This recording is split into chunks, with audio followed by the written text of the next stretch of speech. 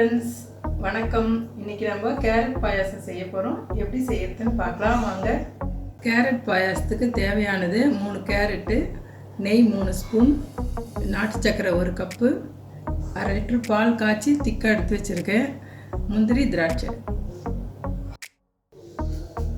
நம்ம கேரட்டை மேல் தோல் எடுத்துட்டு கட் பண்ணிக்கலாம்.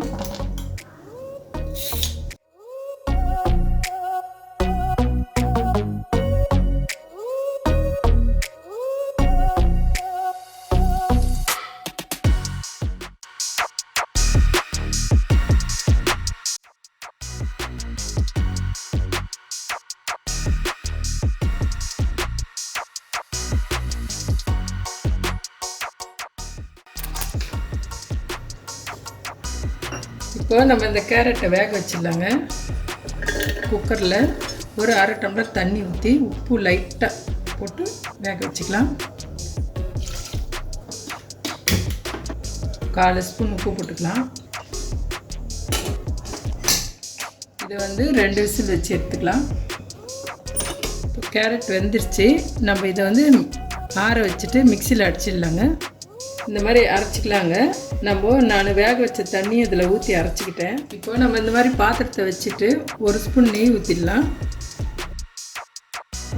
நெய் காஞ்ச உடனே இந்த கேரட் இதில் போட்டுக்கலாம். போட்டு ஒரு 2 நிமிஷம் நல்லா வதக்கிடலாங்க. இது 2 நிமிஷம் வதக்கிட்டு வச்சுங்க. நாட்டு சக்கரை போடுறேங்க. உங்களுக்கு வேணும்னா ஆர்டினரி சக்கரை போட்டு செஞ்சுக்கலாம். நான் 3 கேரட்டுக்கு 1 கப்பு நாட்டு சக்கரை போட்டிருக்கேங்க. ஸ்வீட்டுக்கு ஏற்ற மாதிரி போட்டுங்க.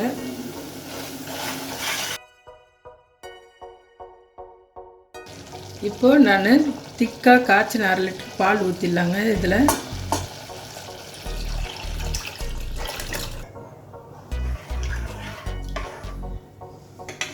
இது அப்படியே ஒரு 5 நிமிஷம் கொதிக்கிட்டேங்க. நல்லா அப்பப்போ இந்த மாதிரி தொழி விட்டுக்குங்க. பாருங்கள், நல்லா கொதி ரெடி ஆகிடுச்சு. இந்த மாதிரி திக்காக இருக்கும் பார்க்குறதுக்கு. இப்போ நம்ம முந்திரி திராட்சை வறுத்து இதில் போட்டுடலாம். இல்லை நெய் 1/2 ஸ்பூன் ஊற்றிக்கலாங்க. நான் 2 ஏலக்காய் தட்டி போடுறேங்க இதில் வாசனைக்கு.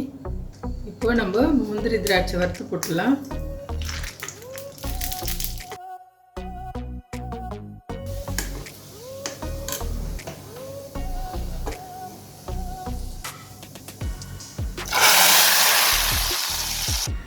இந்த பாயாசம் 3 பேர் அளவுக்கு நான் செஞ்சுருக்கேங்க.